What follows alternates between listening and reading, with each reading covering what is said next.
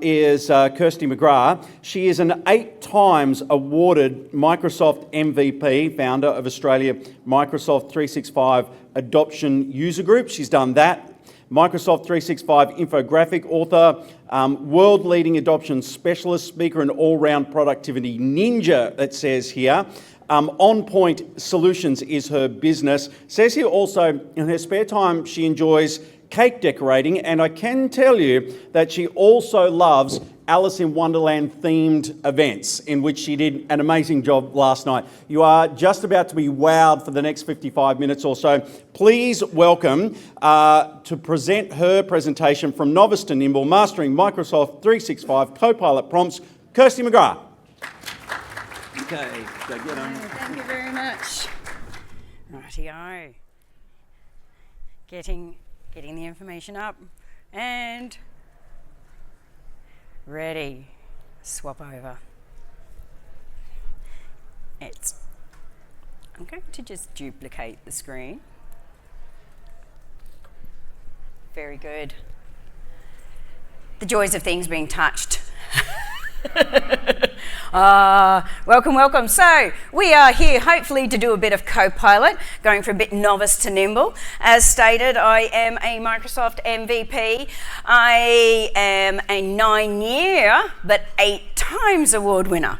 Has had 9-year, woohoo! So that's actually awarded for technical excellence in the community. So I run adoption user groups, I'm in blogs and forums and YouTubers and the whole lot, and my specialty is both M365 and Copilot. So I run and work on adoption. So I'm an adoption consultant for M365. And I'll say that because you might think I'm going to hand you small children. So this is, you ready? I'm small, noisy. Get your sneakers on. We're going to have a bit of fun because I am going to be going at 100 miles an hour because I am not neurospicy at all. This was me last night, so if you didn't recognise, that would be me. Right, thank you. Thank you, peasants. Okay. So let's have a bit of fun. When I'm not doing that, this is my personal world. I have a daughter who's just got married. I'm doing puzzling. On a Sunday morning, I go do bushwalks. On a Sunday night, I go do movies. And I travel the world with my very disabled mother. And if at any point you're having a moment, up the back is a lady who does have a walker. Help her out. I've been having a chat with her today. So I actually plan a lot of my holidays using AI. In the past, years ago, on a 4.5, 5 week travelling right around the whole of the UK, it was a lot of work to prep and get ready. I am organising to go to Japan with her. It is so much easier. In 23 minutes, I had itineraries and information in regards to disabilities and costs and all sorts of fabulous things set and ready to go with clickable URL links. Go have a look. My grandbaby was born on Saturday. I was like, oh, baby Milo, welcoming baby Milo to the world. I am now a grandma for the 2nd time. When I'm not doing that, I'm doing photography. When I'm not doing that, I'm doing cake decorating. I'm a hardcore cake decorator. I've even been written up in magazines there as well, having a bit of fun. Curiosities and oddities. That is a hand-carved chocolate wolf skulls. When I'm not doing that, I'm traveling. I go over to Microsoft. I work directly with Microsoft. So I go to the Seattle campus. I work with the product managers and the engineers to actually shape a lot of these products alongside them. And I get to be up from 1, 2, and 3 o'clock in the morning. Seattle time. Yay. I have worked with the vast proportion of the Fortune 500s. I have trained well over 200,000 people. Stopped counting about 5 years ago. You may actually be up there potentially. We are going to go through a ton of stuff. That's boring. Moving on. Anyone recognise any of these films? Yeah, there's a few there. Because it's all coming to kill us, isn't it? Okay. In fact, the latest Mission Impossible, Dead Reckoning, what was it doing? Yeah, it's going to take us all out. So there's actually a real natural fear that's kind of coming because we have had it drilled into us for a really long time that it's going to do something bad. However, you know, there's so much that does that's actually in the good. Who's seen WALL-E? Yeah, who's seen Big Hero 6? You know, I couldn't do a picture of those because copyright protection said no way. Who had one of these in their house? Anyone had one of these? Yeah, I know, I've got one there. It was one of the first in terms of something that was robotic in our household, and it came into play in 1989. So it's been around for a really long time, AI and robotics and the likes. We have to think about how it actually gets involved in our world and help people to understand that it's a part of our world. I get a lot of people kind of say to things like, it's cheating. And I kind of go, do you still drive to work? And they go, yes. I said, are you walking to work? And they go, no. Well, that's cheating. They go, oh, it's a little bit more efficient to get our time back into our world. So we have to think about these things. Here is the grandfather of Copilot, me hanging out with Mr. Clippy. I still love Mr. Clippy, I'm sorry. He was like, let's have a bit of fun. That was over in Seattle. Now, AI has been the fastest growing that we've actually seen ever. There was 100 million ChatGPT users in 3 months. So when we look at how fast it's actually growing, our adaptability, not so great, because it is moving exponentially. So what I'm going to do is I'm trying to close that gap a little for you as part of this. So many people are already using it, and if you don't think they are, they are. They're just going outside. Okay, so we then have to look at what does that actually look like to kind of bring it in. And a lot of the times it's like, I've held off, and then they kind of go, someone shows them finally what they've actually done. So we've still got, though, lots that are coming on that journey. So if you don't think they are, they are.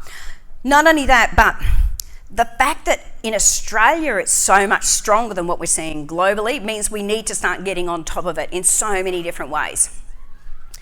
1 in 5 employees are actually lacking the digital skills that are actually required in a business to be able to do what they need. It is costing Australian businesses $9 million per day. It is time to start training. Who's got Copilot? Just chat. Who's got Copilot chat? Yes. Who's got a Copilot license?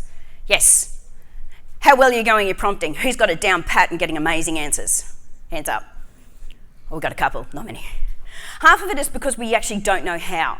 So that's why I'm here to pull it apart, because ultimately employees want that skill. Not only that, but we're also looking forward to having that skill. So they want to employ and have people ready, because in the long run, it's going to make a bit of a difference. It is transforming our work. And it's something that when you think about it, and the fact that it's improving in terms of our quality of work makes a huge difference. Microsoft did research that if I could give you a free coffee from the best coffee in the coffee place that you love to go downstairs, instead of giving you Copilot, what would you prefer? Well over 80% said, I'd prefer Copilot. And there are a few reasons for some of this.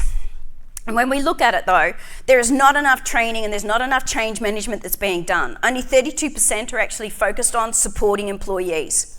However, it's actually helping us in our decision making so much so. 100% are saying it's actually helping. And it's increasing our customer satisfaction. So think about your change management. I'm seeing a lot of budgets, and I was a keynote speaker last week for government, in terms of local government. And the amount of money that they're putting to change management, and you look at where they are, and AI is here at the very beginning, and then it went digital transformation, kind of here, and then all the way down change management, here. It's like, how do you think you're going to do that and that without that?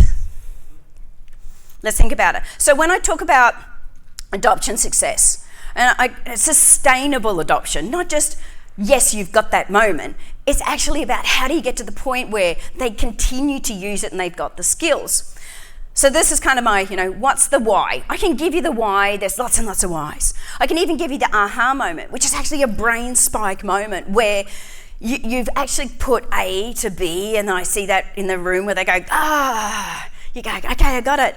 But if you didn't know what was in it for you, it doesn't matter. Who's ever bought the cheese in the veggie grater and you've got it in your cupboard, and how often are you using it? And it's like, well, I don't actually eat veggies. They look good, but no.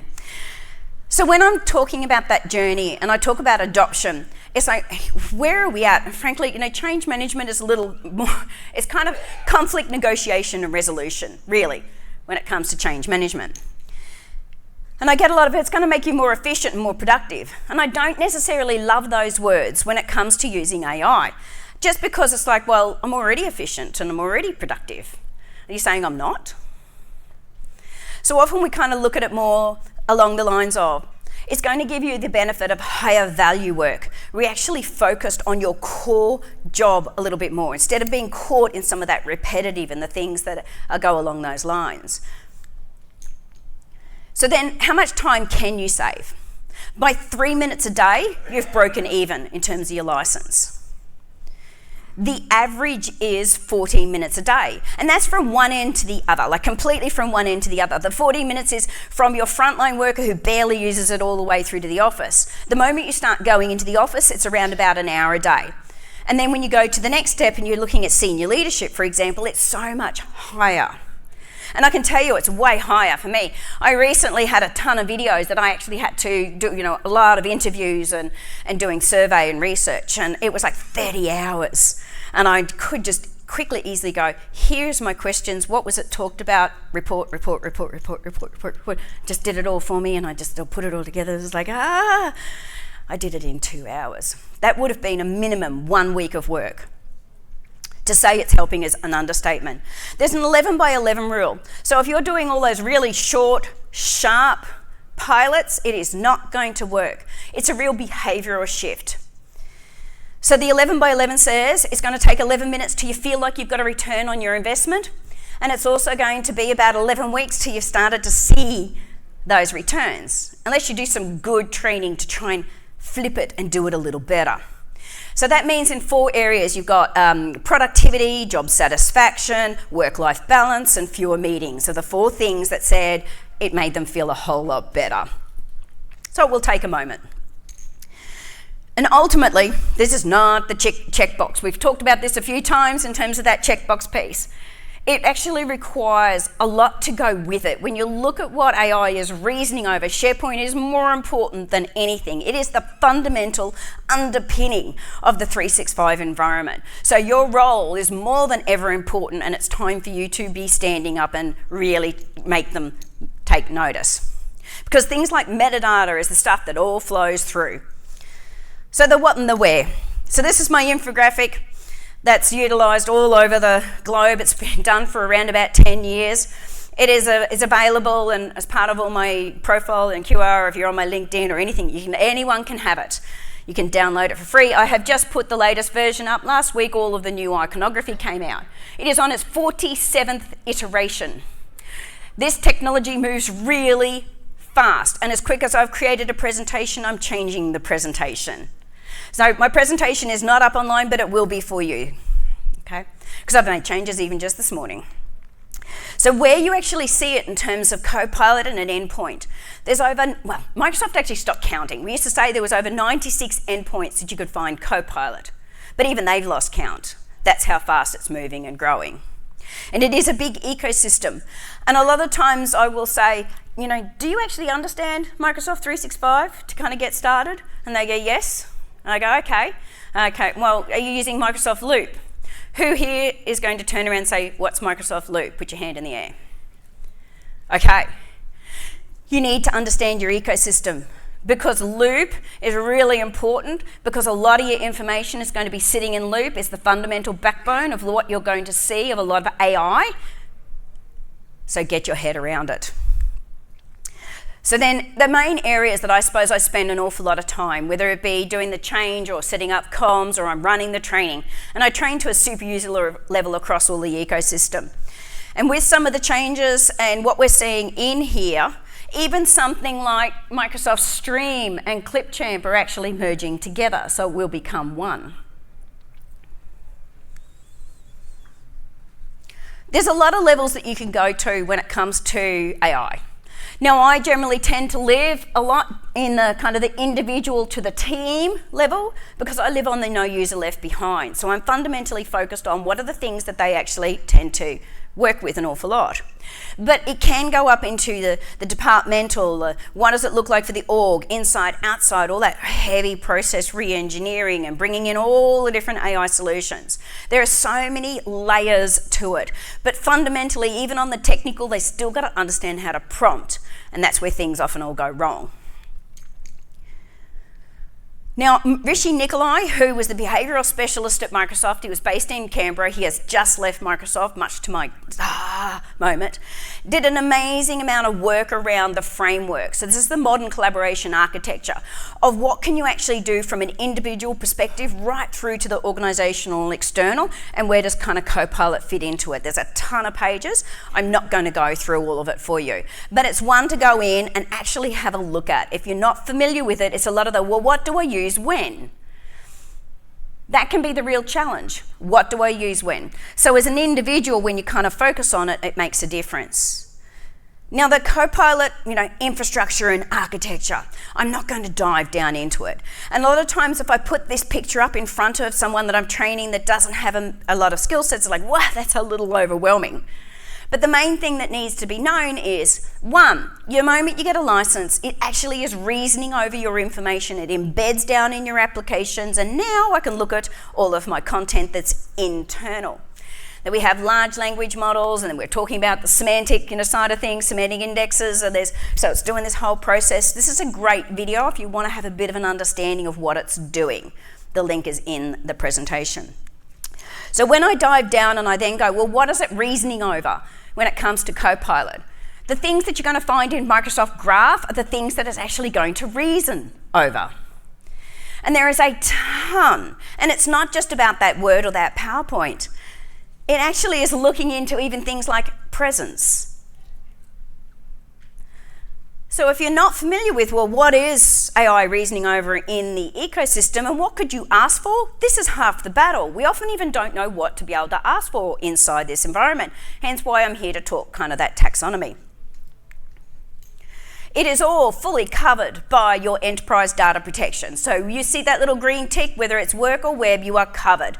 It will abide by the retention policies. It will abide by all of the auditing and the permissions and all of that. You got all of that cleaned up and ready to go. You are on track. The QR code is to all things security if you're wanting to have a bit of a deep dive. But the main thing for me when I'm talking to audiences is, the green tick means you're fully covered and it's safe and inside your environment. You can load things in and not have a problem. However, this would be your world. If it's crappy to start with, it's a bit just like lipstick on a pig on the other side. Okay. So we have to have our information ready for search, because really that's what AI is doing inside and Copilot is doing inside your organization. It's looking at what you've got. So if it is not good and it's not clean, and the more metadata you have, the more it's got some good, rich structure around it, the better the results you're going to have right across your organization. It makes a huge difference. But who wants to do it? Everyone goes, it's all just a little too hard. I was like, hopefully, that's not this room. You're the ones that are going to be there fighting the good fight. But I see it so much across businesses. It's just, we're just going to put it on top. They're not even doing any kind of, readiness assessment or risk or anything. It's like, let's just go with the licenses, which is, fine if you're not too worried about your data, but, a good portion of us should be a little bit worried. Even your new devices even have its little, key there. So ready to go. And that actually will log in, and it's more your personal side of things, okay? So the art of the prompt, let's dive in. We've been caught in this search engine mindset for a really long time. And the search engine mindset means that we put in a couple of words and then we're going to get our response. We've been doing that since the 80s, and the first time I used the internet. I'm not going to tell you how old. But when we think about it, so I go in there, we put it in, and nailed it when it comes to a prompt, because you put a couple of words in. So I go, top 10 attractions for Japan. Or it could be anything. Give me some good interview questions, or give me, what do I want to do? And it's very generic and you're clicking through a lot of links. Now, the likes of Bing and Google are now surfacing a bit of an explanation. You get your kind of AI is now included. But we want to try and get past this a little bit because we're not getting good prompts, we don't understand it. So if I said to you, who's willing to tell me, how do you like your coffee? If you walk up and you go into a cafe, what would you say? I wanna, who wants, come on, give me coffee. Cappuccino. What else we got? Milk, yeah, yep. Flat white, yep. Excellent. So you're gonna walk in and you're gonna walk up to them and you go, and I do tea. So say if I walk in and I go, cup of tea, and I go, sat down. The assumption is going to be a pot of black tea, and she's sitting, so she's going to, because she stayed, that's why I'm going to give her a pot. I don't know, So that's what's happening with the search engine mindset. So if I flip it on its head and I walk into the cafe, I can go one of two ways. One, I can have a conversation and ask questions, or two, I can have the perfect prompt as to what I want. So if I walk up and go, I'd like a cup of tea, they would say back to me, what would probably be the first thing? Yeah, sugar, what do you want? What type? How big a cup? And I'll go, what type have you got? Look at this. So I can ask the question back. So it's this back forward. That's your Gen AI component. It's not just that search engine mindset that we have to get out. Now the back forward of the Gen AI side of things where you're having a conversation can take a while. So if you've got something that's a repetitive type prompt, you'll want the perfect prompt. So I walk in, I get a cup of tea, maybe 3 or 4 or 5 times a day, and I go, okay, I'd like, blah, blah, blah, blah, blah, blah, blah, blah. They go, okay, got it all down. I give them the perfect prompt. Okay. Even better if it's got a memory there and it knows exactly what I want. So we really need to think about it and treat it a little bit more like it is our internal grad in the office. Who's ever been the internal grad and they've walked up and said, oh, can you organise that presentation for tomorrow, and they've walked away, or an agenda or something? Has anyone had that? I often will get, I'm seeing some nods in the room, they did to me. And you go, okay, well, who's it for? When are you doing it? Was there a previous year, yesterday's, last week's meeting? No, I don't know. So it's the same when we're working with Copilot, except it's a rather smart, the intern. It's a rather smart intern, and treat it a bit more like it is that strategic partner. It can be one of any number of roles for you, even your therapist, because you can even get it to talk out loud. So I do this when I'm working with the underprivileged and students, for example, and I'll get them up on their mobile phone and put it on so that it's actually speaker and go, I have to do the CAR or the STAR behavioural base. This is the job that I'm actually looking at. Can you ask me questions about this job? And do it all verbally out loud and having interviewer type scenario. Great if you've got teenagers that are going out there, and even yourself, get it to ask you questions about a job. So there are lots of different models. Microsoft go with the GCSE, the goal, context, source, and expectation. The what do I want, the why do I need it, the where to look, and how do I need it. So when we start to look at that and we start to break it down, because underneath that, and I see training a lot, and we want to move from that command, couple of words, to a conversation, and here we go, we've got a framework. You could be using any number of frameworks. There is the CAR, and there's CLEAR, and there's even pillars, and there's lots of different frameworks you could go with. You could find the one that actually resonates, for your audience if you need to. But Microsoft go with the GCSE. So if we pull this apart, because what are the things you can ask for? It's great to have a framework, but what are some of the things that are actually out there? And there's an overarching taxonomy to be able to support you. Things like, let's work our way through them. Megaverbs. Microsoft give you a ton of megaverbs. And with those megaverbs, you've got a kind of that drop-down even list of the different megaverbs. But there are so many more. Like I use paraphrase all the time. There's over 190 megaverbs you could be doing, and stacking your megaverbs in the right order also makes all the difference. Because if it goes only a couple into the, repeating, you've got your prompt and then it goes up to here and then it goes, poof, stops. It's probably because you've stacked them wrong. I'm probably going to ask for a summary before I start to do it. So this will either be 1, the command, or 2, the intent on the other side of it. Communication sources. I see a lot of, can you look at all my meetings, my emails, my team, my documents, my this, my that, my this, and lists it all out, all of them out. You don't need to, you can just go my comms. Look at my comms, it'll look at it all. Or just look at my email. I don't have to say all email. You could, but you don't need to. Or I could go very specific, backslash, it's actually above, on your return key in the bottom right-hand corner where your question mark is, you go backslash, because if you've got a license, you can then go, okay, look here at this very specific thing. Whether it be a file, a meeting, or whatever, you can draw that information in. You don't need to load it up. You can just go backslash and look at it to support you. There are so many models and theories and concepts. It's as open to the world for you. And because it is open to the world, and have a think about it, because I live in the change space. So for me, with living in the change space, I look at the ProSci, methodologies and ADCAR, when it comes to that framework, and I've got the ADDI model for training if you're in this space. But I've also got a business, so I might be doing SWOT analysis, and not only can you ask for it, it actually understands good practice around it.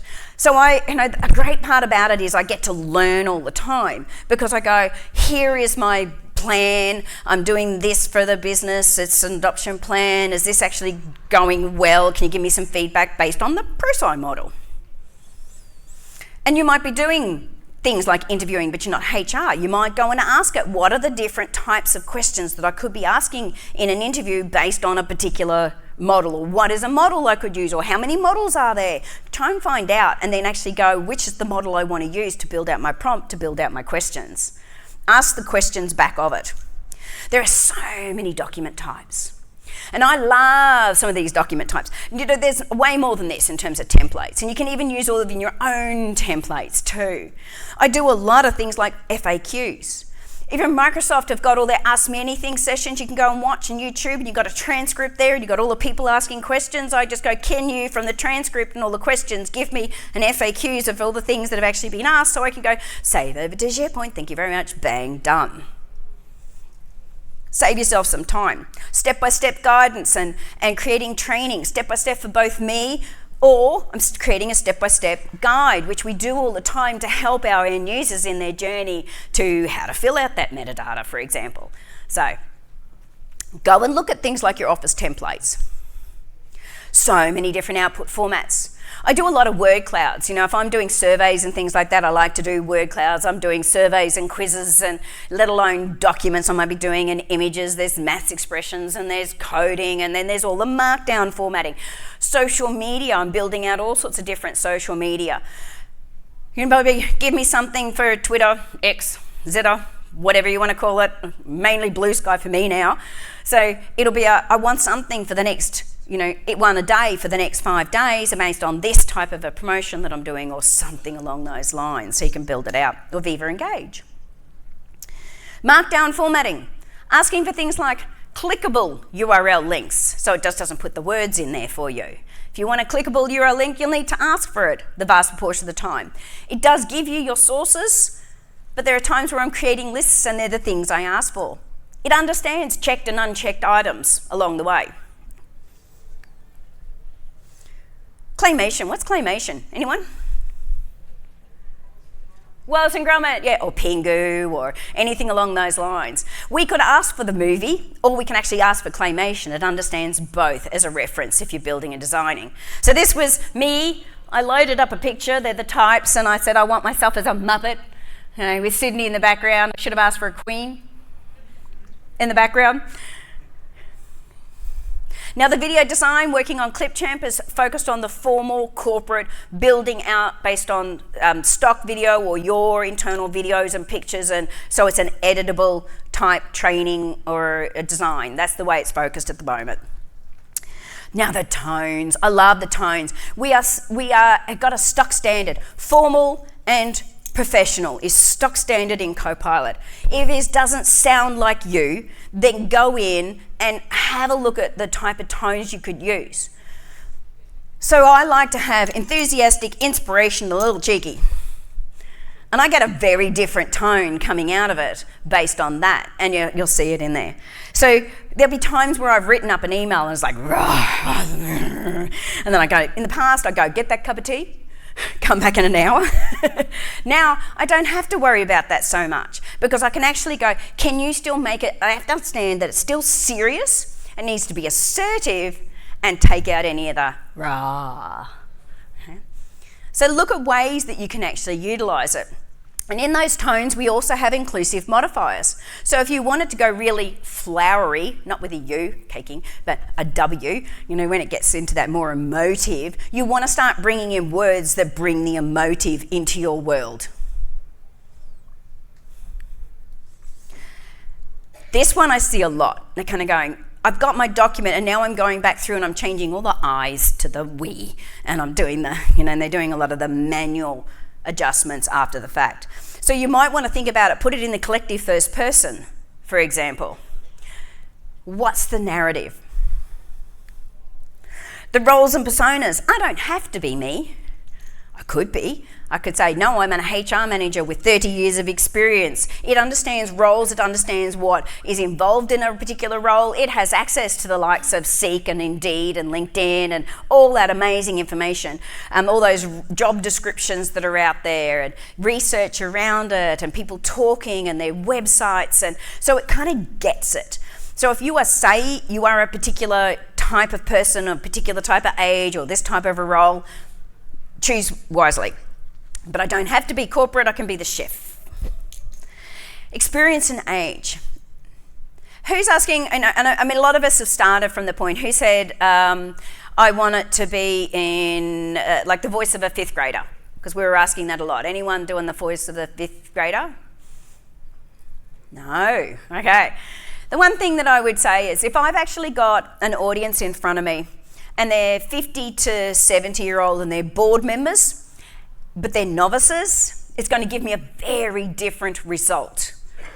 It's going to be a lot more respectful, okay, in the way that it would actually put things. Or they've got a ton of experience. I've got to train the trainer and there's 180 years of experience, but they have no idea this. I'm not going to treat them like they're that fifth grader. Time ranges. You can ask for the really general, or you could actually go through to the quite, it's very specific. It understands quarters, it understands your data and what it would look like. If I've got it in Excel and it goes Jan, Feb, March, it's going to go, oh, well, you're probably in Q3, sorry. One of the quarters. Can tell I'm not in finance. No, thank God I got a bookkeeper. Bookkeeper's good. So then we're going into the languages. It does understand over 100 default languages. There are 26 core languages and it does understand the variants.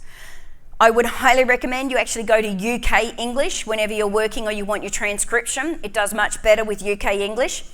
If you do ask for Australian English, a lot of the times it will come back with, yeah, mate, crikey, throw a shrimp on the barbie. And I go, oh, there's not even a prawn. And it's like, give me a break. But that's what's out there in the world and the marketing and what's online. It's a lot of shrimp on the barbie rather than a prawn on the barbie. So go to the UK English. And translation's been around a long time in the Microsoft environment. Now, do I need to do any kind of coding? Does anyone do any coding in the room? We've got a couple. Oh, more than I thought we'd have. Okay, so the coding side of things, I don't need to know it, but I love Python.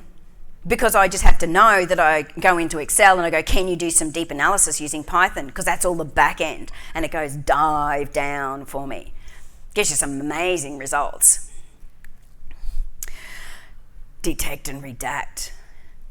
You can ask for all sorts of PII. 1, go through and detect it. 2, redact it. Get it ready so that you might want to put it up on your internet site for external parties, for example. So there's so many different types of PII that you could actually be working with. The main ones, of course, being things like, just potentially basic metadata. I need to get this ready as a template even. In the demo data, I know it's moving fast. I promise you your presentation will be there available for you, I promise.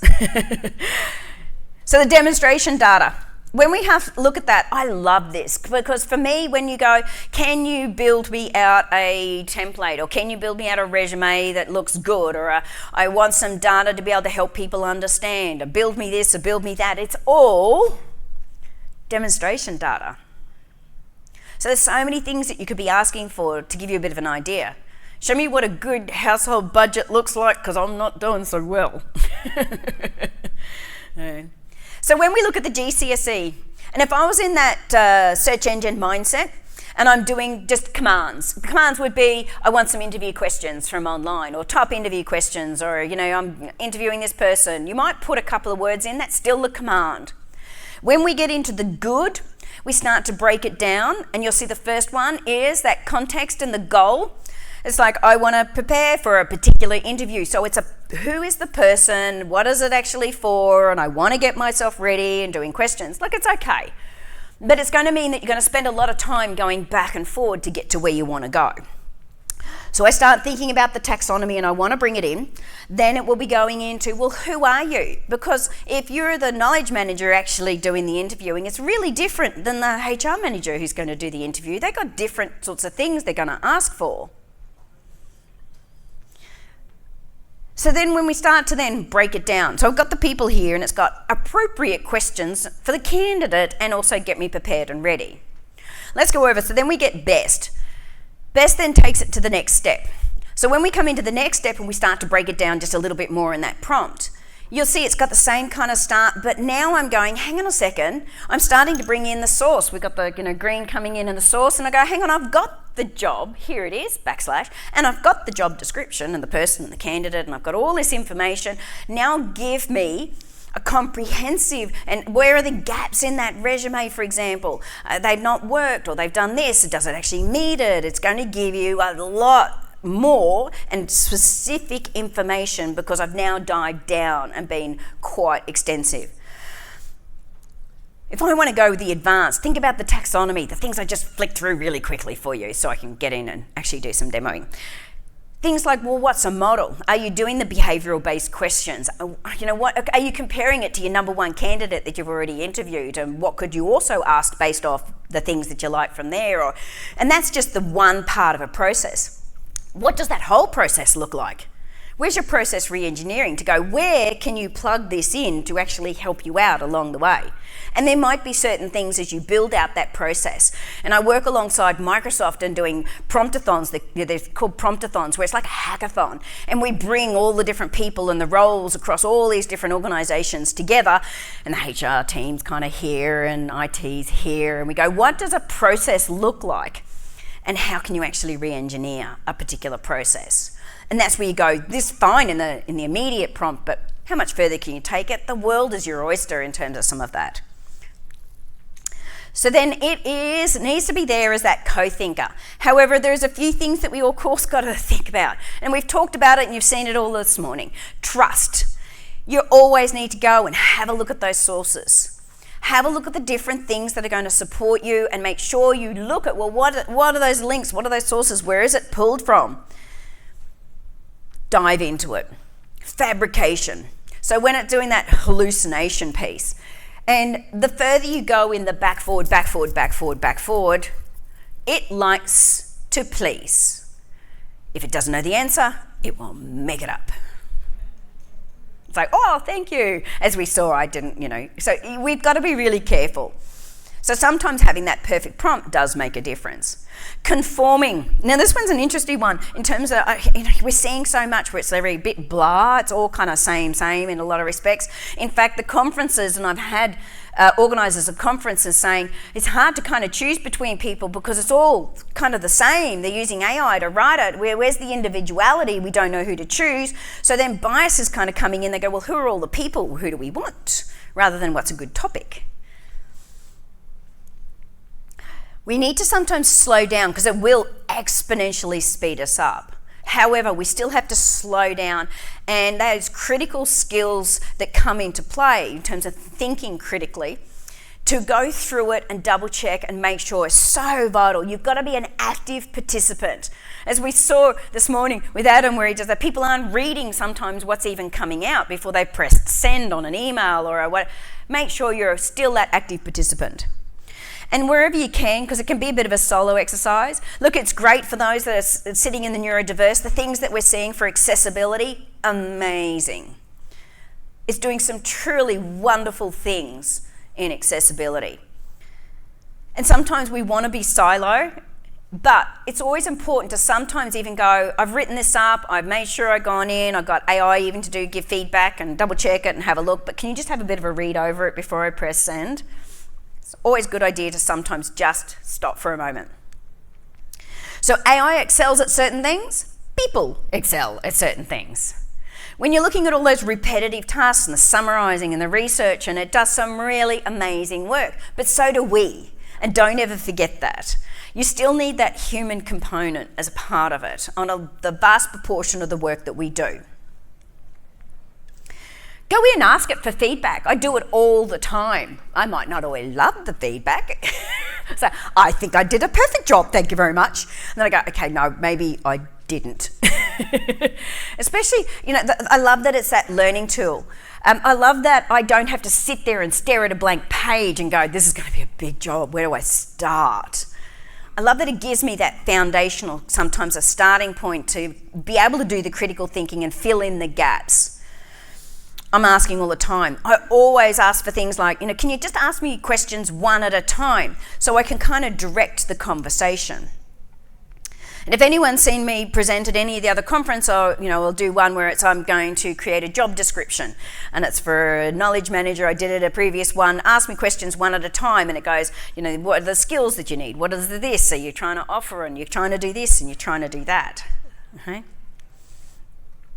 Ask for things, that whole step by step. Can you just give it to me step by step? Because I'm trying to work out how to do this in SharePoint. I'm trying to build what? Okay, just ask it and go, give it to me just step by step. And then I go, okay, now I'm ready to go. Rather than there's a blah, because it might be, no, I'm hitting an error. So you can actually direct the conversation a bit more. Ask for examples. How do I do that? Case studies and examples and things like that. You can give me a case study that I could use as a potential good of how I would do it. We do it all the time and on sites, you see it everywhere. Use existing materials wherever possible is good. You go, I've got a particular template. I really like it. It understands it, but it also does understand good templates too. So if you go, I've got a template, and you'll go, you might want to think about this and fill it out a little bit more. Ask it to wait for comments. Solicit my feedback after this step, and then it'll go, okay, given the feedback, and go to the next one. I'm ready to go. All things that you can ask for along the way. And a lot of times it's like a blah, and here's the result, and you go, well, that's not what I wanted. And then you stop. There are so many ways that you could actually interact with AI in this environment. Communication is one of the biggest skills moving forward. Now, has anyone here done English literature, comms degree, marketing, journalism? Anyone? We've got a couple in here. A lot of this, you're all over. Because this is a lot of those skills that actually come in that you would have learned as part of your degrees. You need to put those into practice. So you're probably doing some awesome prompts. But those two other skills that are really important is those critical thinking skills and the strategic thinking. And with our young ones coming through, the critical here in terms of those skills are going to be more important than ever. Okay? Now the communication side it's not so much about the typing, it's actually about the verbal. Because we're going more and more to, hey Siri, don't go off, hey this, because this is my phone. Hey Google, hey this, hey Alexa, hey, we're doing it in a verbal, and you've got microphones. So the more that people actually use microphones for their AI, they feel like they're in a conversation. It's why we do things like please and thank you, because it takes us out of the command mindset. And that's a behavioural shift we have to really get involved in. So let's go have a little bit of a play around. Where are we at? Okay, here we go.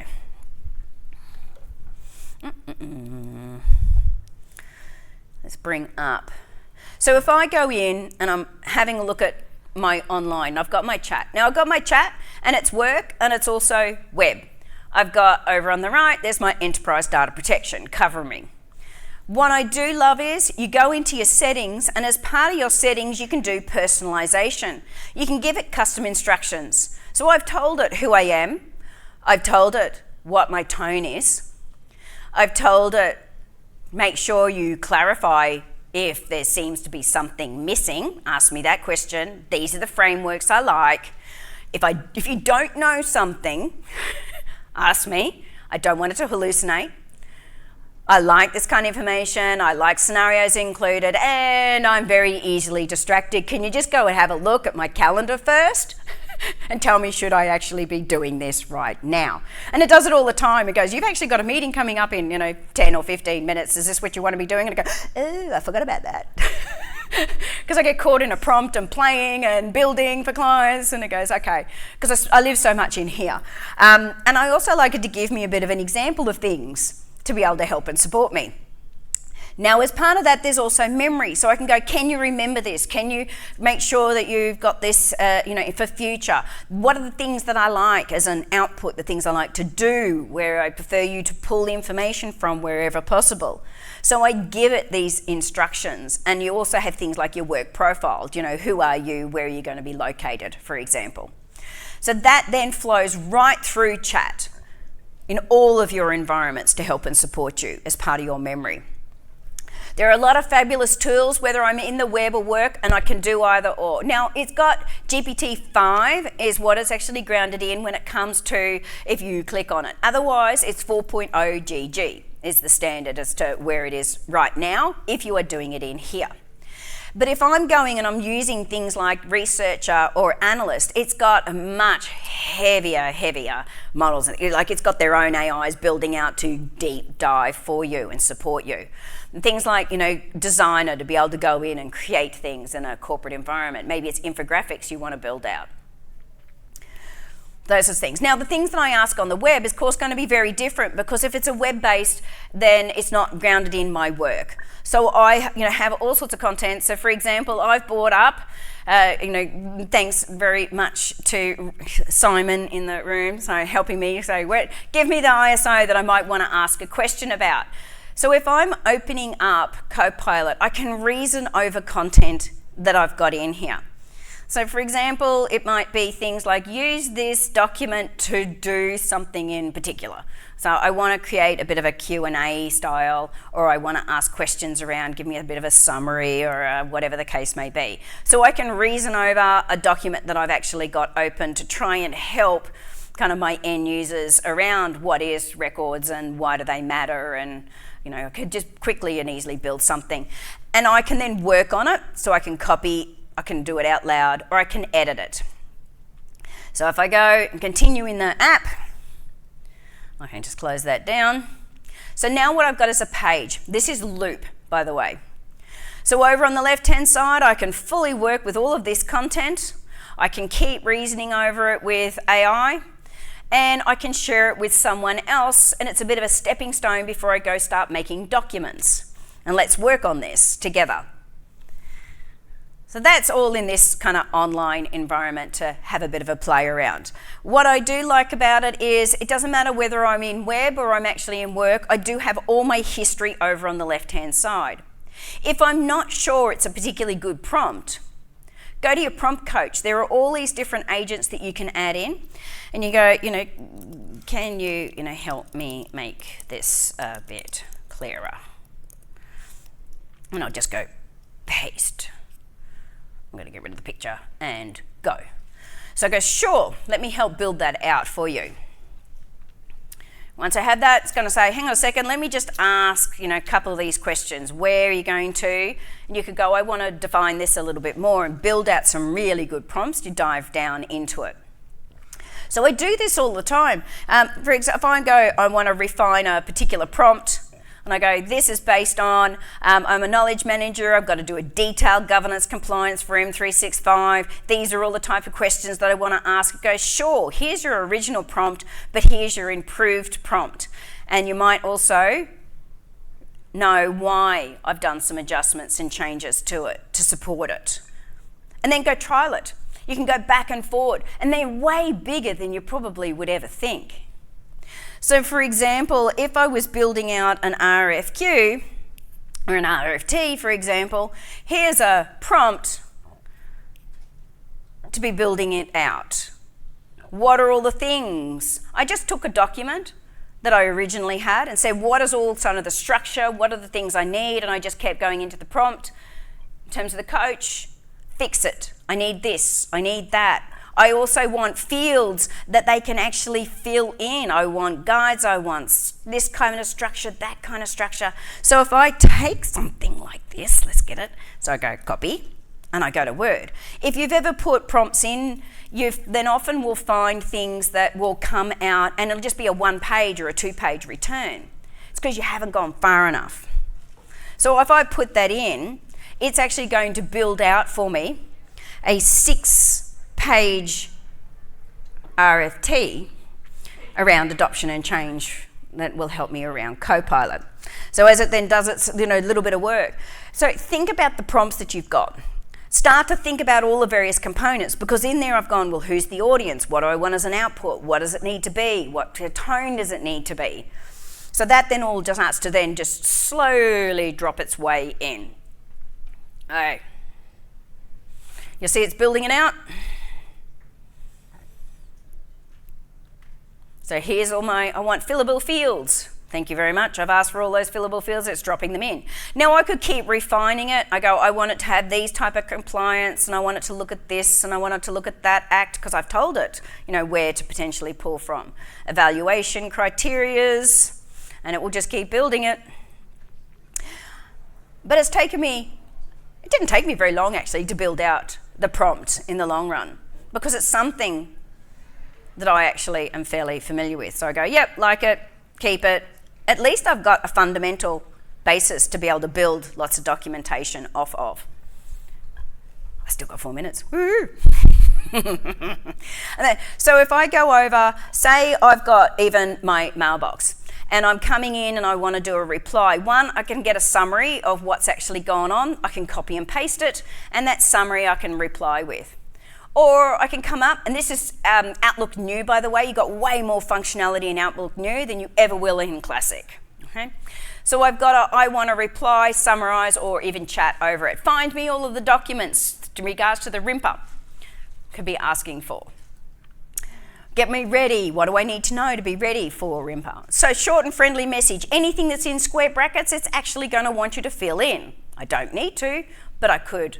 Okay, so it's saying you might want to put a bit more. Is it short and friendly that you want? It goes, here we go. This is where we are. I'm booked. I'm coming in. I'm looking forward to it. Yay. Read it. It's like, that's great, but just have a double check. Now, it will actually include the fact that I've gone into my settings, and as part of my settings for Copilot, it's got my drafting instructions of what I want and my tone. And you could go a whole heap further in terms of those instructions. I can auto rewrite, and I can even get my coaching, and this is where I've had those days that aren't so great, or I can get a little effusive and have big long paragraphs, and I go, I need to reduce this down and do some bullet points, because it's like I've gone blah of my head, and I say, now reduce it down, thanks. Or, with me, I'm always doing tenders and things like that, and it will be, I've only got 800 words, and I've got 826. Who in the past has sat there trying to reduce things down by a few words? How long does it take you?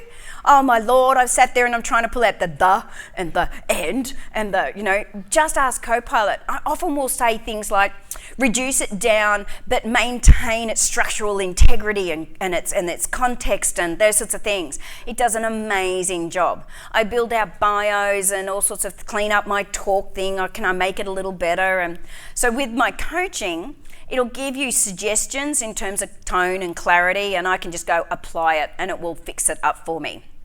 Ready to go. Here we go.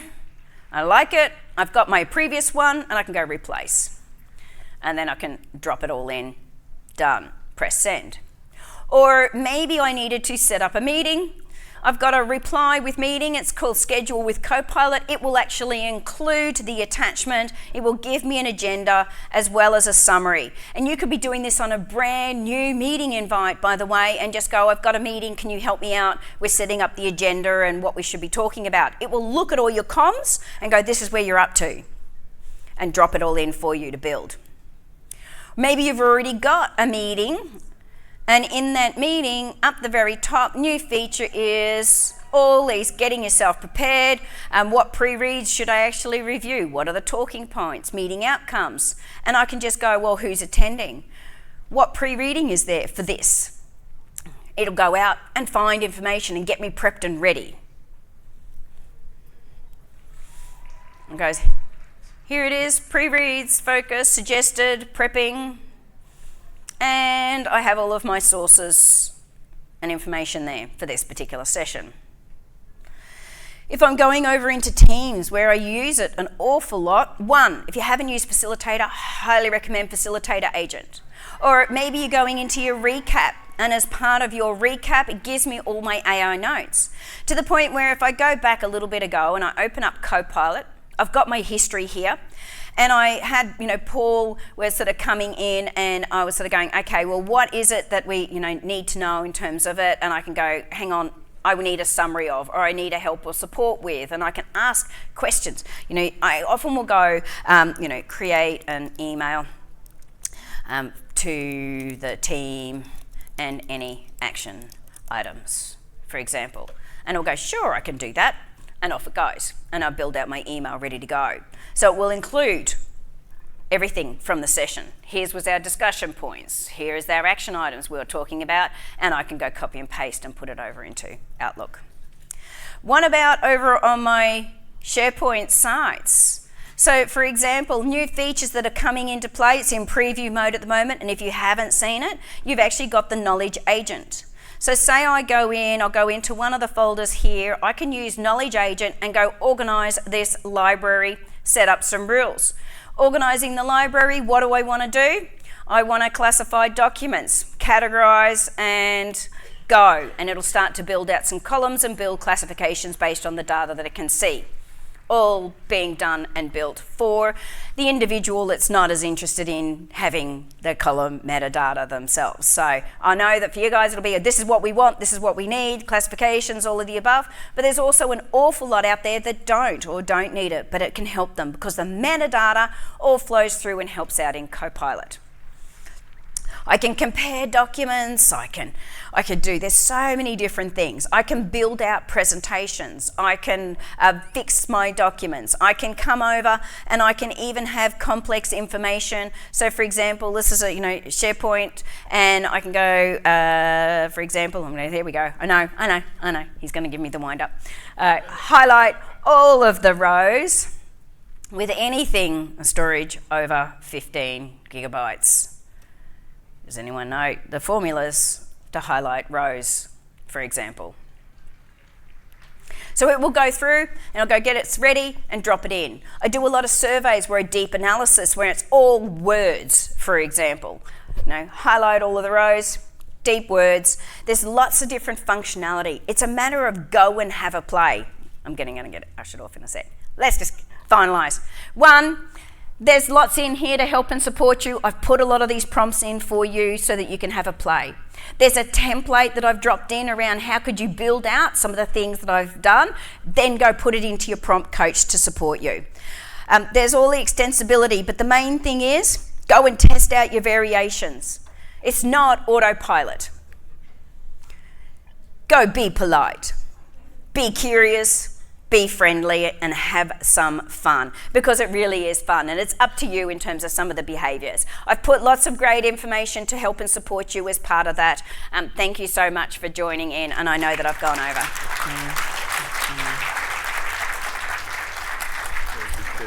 So good.